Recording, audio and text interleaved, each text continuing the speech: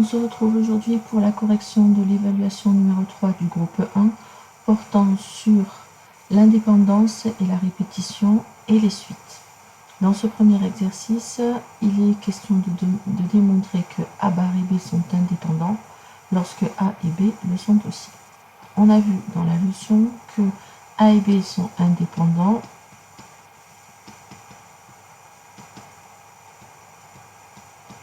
si et seulement si P de A inter B est égal à P de A fois P de B. Il nous faut donc démontrer ici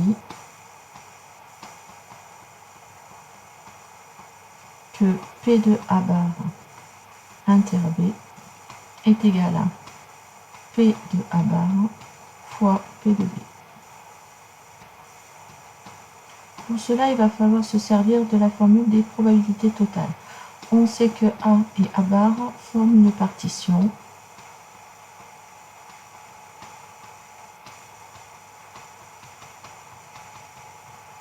et d'après la formule des probabilités totales,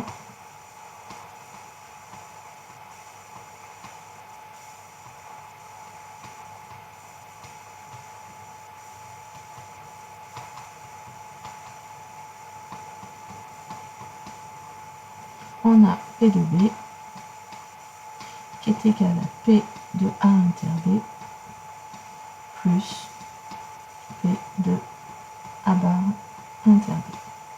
On en déduit donc que P de A bar inter B est égal à P de B moins P de A inter B. Mais comme A et B sont indépendants, P de A inter B, c'est égal à P de A fois P de B. On peut factoriser par P de B, et il nous reste 1 moins P de A. Mais 1 moins P de A, c'est P de A bar.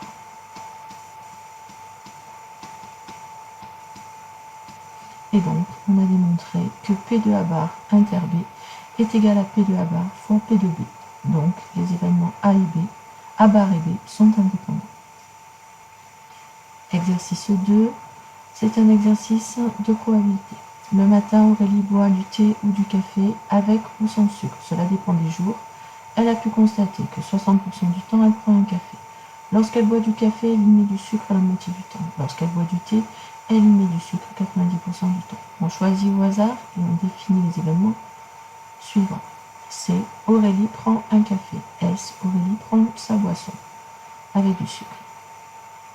Représenter cette situation par un arbre pondéré. La première information que l'on nous donne, c'est ce qu'elle boit, à savoir café ou pas café. Ensuite, on s'intéresse à savoir si elle sucre sa boisson ou pas. Et donc, on obtient l'arbre que voici.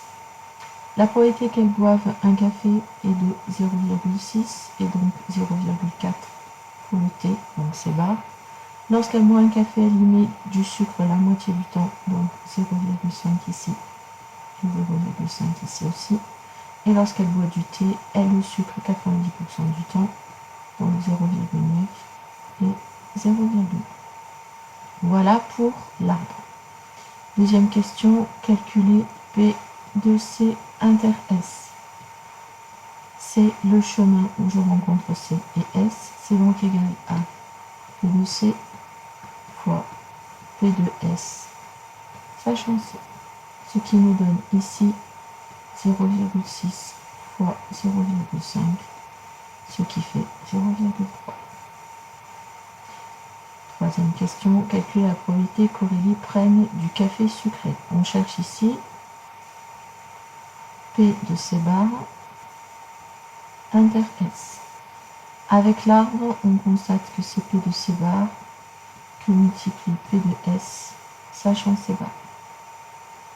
Ce qui nous donne 0,4 fois 0,9,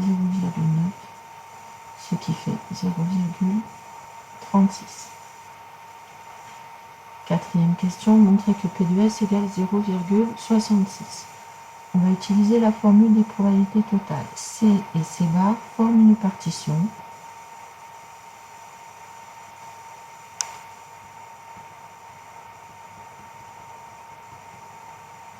Donc, d'après la formule des probabilités totales,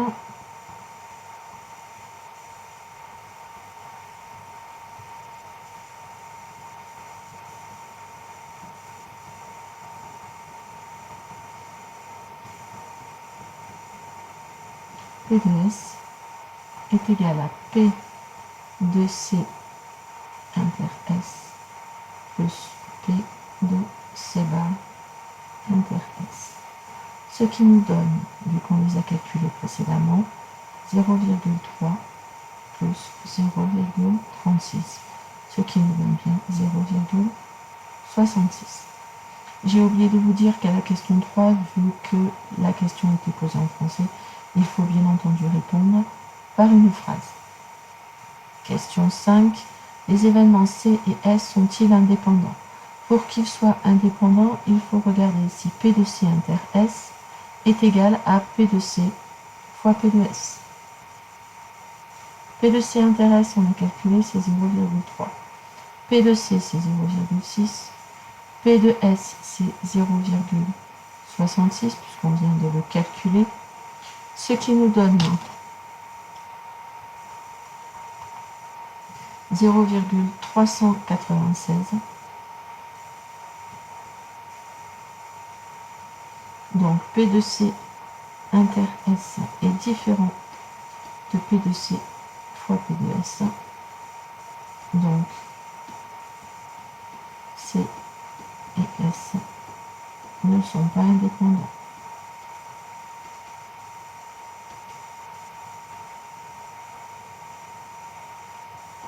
On pouvait aussi le constater en montrant que P de S sachant C est différente de P de S sachant C bar, qui est différent aussi de P de S. Donc les événements sont indépendants. On poursuit avec l'exercice 3, un exercice sur les suites. Donc je vous donne la suite UN qui est définie pour tout entier naturel n par UN égale n au carré plus 2n moins 5. Je demande si la suite est définie par récurrence ou de manière explicite. Étant donné que dans l'expression de la suite, on donne UN en fonction de n, elle est définie explicitement.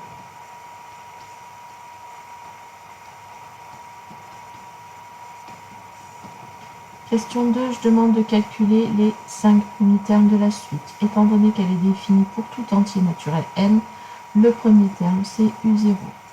U0 qui vaut 0 au carré plus 2 fois 0 moins 5, ce qui fait moins 5. U1, c'est-à-dire 1 au carré plus 2 fois 1 moins 5, ce qui fait 1 plus 2, 3, 3 moins 5, ça fait moins 2. U2 égale 2 au carré plus 2 fois 2 moins 5, 2 au carré 4 plus 2 fois 2, 4, ça fait 8, 8 moins 5, ça fait 3. U3, qui est le quatrième terme, 3 au carré plus 2 fois 3 moins 5. 3 au carré, ça fait 9. 2 fois 3, ça fait 6. 9 plus 6, ça fait 15. 15 moins 5, ça fait 10. Le dernier terme qui nous intéresse, U4. 4 au carré plus 2 fois 4 moins 5, ça fait 16 plus 8, ce qui fait 24. 24 moins 5, ça fait 19. Question suivante, je demande de représenter les termes de la suite dans le repère qui est donné. Donc j'ai le point U0 qui vaut moins 5. Donc en abscisse c'est 0, en ordonnée c'est moins 5. U1 égale moins 2. Donc en abscisse 1, en ordonnée moins 2. U2 égale 3. Donc en abscisse 2, en ordonnée 3. U3 égale 10. En abscisse 2, en ordonnée 10. Et U4 égale 19. En abscisse 4, en ordonnée 19. Voilà pour la représentation graphique. Question 4, on donne ci-dessous un algorithme en langage Python qui retourne la liste des n premiers termes de la suite. Complétez cet algorithme. Donc, j'ai défini une fonction que j'appelle terme de un. L égale une liste qui est vide. Et donc, i doit prendre des valeurs qui doivent me donner de u0 jusqu'à un, puisque je veux les n premiers termes de la suite. Donc, i va prendre des valeurs de 0 à n-1, et donc for i in range n, puisqu'à ce moment-là, Python l'exécute jusqu'à n-1. Après avoir calculé chacun des termes, je dois les faire rajouter dans la liste pour que l'algorithme retourne tous les termes de la suite. Donc, il faut que je fasse calculer tous les termes de la suite. Pour cela, je vais les faire calculer en utilisant la formule, avec chacune des valeurs de i qui vont être prises. Donc, ça va être n au carré, ça veut dire i au carré. Je vous rappelle que carré en Python, c'est étoile, étoile, 2. Ensuite, plus 2 fois i, moins 5. Et ensuite, qu'est-ce qui doit me retourner cet algorithme? Bien la liste des termes. Donc, elle me doit me retourner la liste L. Dernier exercice, une société produit des bactéries pour l'industrie. Dans une étude de milieu nutritif, on introduit initialement 1000 g de bactéries. La masse de ces bactéries, mesurée en grammes, augmente de 20% en un jour. Ensuite, chaque jour, à heure fixe, on remplace le milieu nutritif contenu dans la cuve. Durant cette opération, 100 g de bactéries sont perdus. On donne l'algorithme ci compte faire fonctionner cet algorithme pour n égale 3. Et donc, je vais vous demander de compléter au fur et à mesure les cases du tableau que je vous donne. Donc, on commence l'algorithme en définissant une fonction Vn avec V qui vaut 1000. Donc, j'écris déjà la valeur initiale de V qui vaut 1000.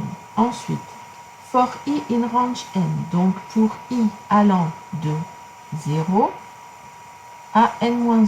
Ici, n vaut 3, donc je vais aller jusqu'à i qui vaut 2. Et je vais faire exécuter cette boucle v égale 1,2 fois v moins 100. Donc la première valeur de v que je calcule, c'est 1,2 fois 1000 moins 100, ce qui donne 1100. Ensuite, deuxième fois où j'exécute ma boucle, je vais faire calculer la nouvelle valeur de v en faisant 1,2 fois 1100 moins 100, ce qui me fait 1200. Et puis j'exécute encore cette boucle avec la valeur que je viens de trouver précédemment, 1,2 fois 1220 moins 100, ce qui donne 1364. Que représente, quelle est la valeur affichée par cet algorithme à la fin? Il affiche «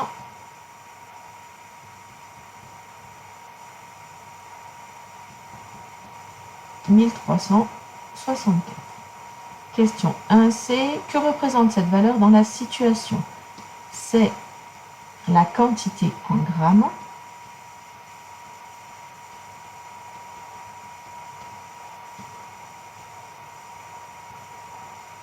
de bactéries dans la cuve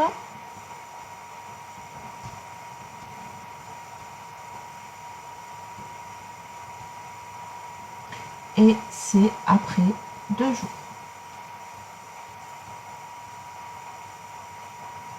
Question 2. On note Vn, la suite définie pour tout entier naturel n qui donne la quantité de bactéries au bout de n jours. Donnez la valeur de V0, c'est-à-dire la quantité de bactéries introduites initialement. On vous dit qu'on a introduit 1000 g de bactéries, donc V0 est égal à 1000. Question 2b, déterminer une relation de récurrence entre Vn plus 1 et Vn. On vous dit que chaque jour, la quantité de bactéries augmente de 20%. On a vu que plus 20%, c'est équivalent à multiplier par 1,2. Donc, la quantité de bactéries le jour d'après elle est multipliée par 1,2, donc 1,2 fois la valeur précédente, Vn. Et ensuite, vu que l'on rajoute du milieu nutritif dans la cuve, on perd 100 grammes, moins les 100 grammes de bactéries. Et donc voilà la relation de récurrence entre Vn plus 1 et Vn que l'on obtient. Pour information, retrouvez cette relation de récurrence dans notre algorithme. V égale 1,2 fois V moins 100. V étant la nouvelle valeur qui représente Vn plus 1. V 1,2 fois V représentant le Vn, l'ancienne valeur, l'ancienne quantité de bactéries que l'on connaissait. Voilà, j'espère que cette correction vous aura permis de mieux comprendre vos erreurs. N'hésitez pas à me poser vos questions en classe si vous en avez.